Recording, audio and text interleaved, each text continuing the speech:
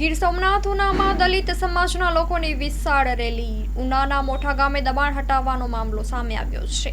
વિરોધ કરી રહેલા લોકોનો આરોપ છે કે દબાણ હટાવવામાં વહાલા દવલાની નીતિ રાખવામાં આવી છે. દલિત સમાજના લોકોનું દબાણ હટાવાયું છે, અન્ય સમાજના લોકોનું કેમ નહીં, કેમ ભેદભાવ રાખવામાં આવ્યો છે. ડેપ્યુટી કલેક્ટરને આવેદનપત્ર પાઠવવામાં આવ્યું છે. Story report by Parag Santani, Gir Somnath. Advocate Sanjay Sondarva Una. આજરોજ જે અમે આવેદનપત્ર અહીંયા આપ્યું છે શ્રી મુખ્યમંત્રીને કે અમે ઉના તાલુકાના મોટા ગામના દલિત સમાજો ઉપર એક તરફી જે ડિમોલેશન કરવામાં આવ્યું છે અને અમારા દલિત સમાજના 35-40 વર્ષથી જે જમીનો ખેડતા હતા અને વાવતા હતા એનું તમામનું અનુસૂચિત જાતિ પૂરતી જ ડિમોલેશન કરી અને જે ફળાવ વૃક્ષો હતા એને કાપી નાખ્યા છે થડમૂળમાંથી. એટલે એક જાતિવાદ રાખી અને અમારા એક જ દલિત સમાજનું ડિમોલેશન કરવામાં આવ્યું છે. તમામ ઉના તાલુકાની અંદર અલગ અલગ ગામડાઓમાં પણ આવી જ રીતે કલેક્ટરશ્રીએ અને જે પ્રશાસને છે એ આ ડિમોલેશન એકતરફી કરવામાં આવ્યું છે. એટલે અમારો આક્રોશ એ છે કે આજે જો આ અમારું ડિમોલેશન જો બીજા લોકોનું નહીં કરવામાં આવે તો અમે જાહેરમાં આજે મીડિયા સમક્ષ અમે જે બાઇટ આપી છે કે અમે આવતા સમયમાં આ હિન્દુ ધર્મ છોડી અને અમે મુસ્લિમ ધર્મ અંગીકાર કરવાની અમે અલ્ટિમેટ આજ રોજ મીડિયા સમક્ષ આપી. ટૂંક સમયમાં અમે 2 દિવસની અંદર કલેક્ટરશ્રીને તથા જે પ્રાંત કચેરી છે, મામલતદાર છે, એમાં બધાને અમે લેખિતમાં આપશું. અમે ઉના તાલુકાના મોટા ગામના વતની છું. મારું નામ સોંદરવા ભીખાભાઈ નારણભાઈ. મારા ધર્મપત્ની છે એ ગામમાં ઉપસરપંચનો હોદ્દેદાર છે, બરાબર.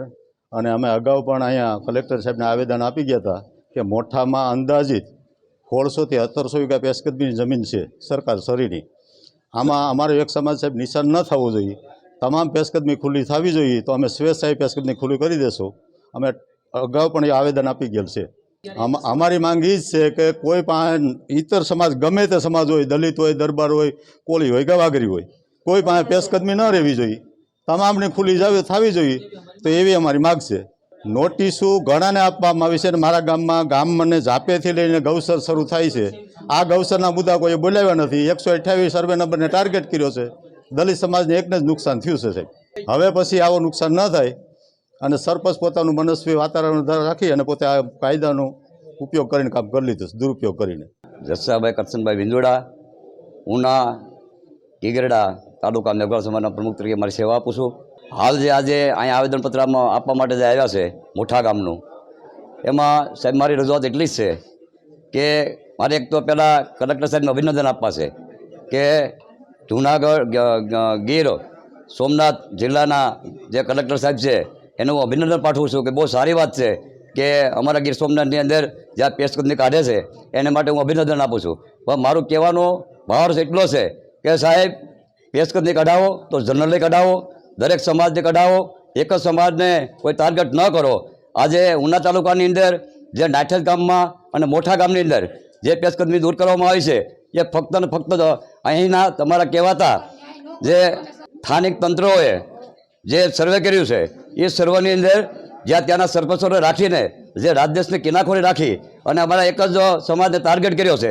આજે હજારો વીઘા ગૌશરણ ઉના તાલુકાની અંદર છે, કેમ એને નથી કાઢવામાં આવતું? ને ફક્ત અમને દલિતોને જે ટાર્ગેટ કરે છે અને અમારા ઉપર જ અત્યાચારો કરે છે.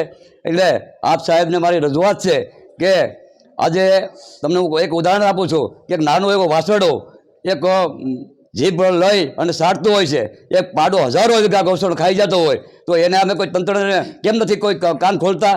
કેમ એને એમને ખબર નથી તંત્રને કે આ તાલુકામાં શું ચાલી રહ્યું છે?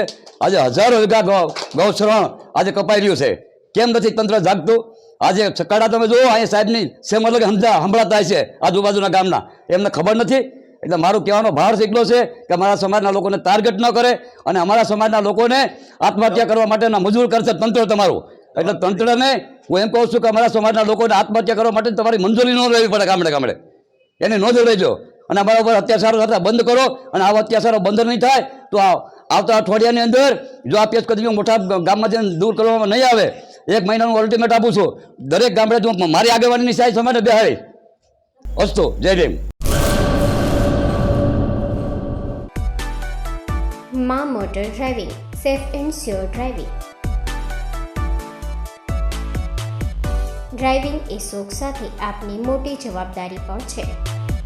અમારા ઇન્સ્ટ્રક્ટર દ્વારા સચોટ અને સરળ માર્ગદર્શન. આપની રોજની તાલીમની માહિતી મેળવીને શું અધુરાશ છે એના ઉપર પૂરું ફોકસ કરાય છે.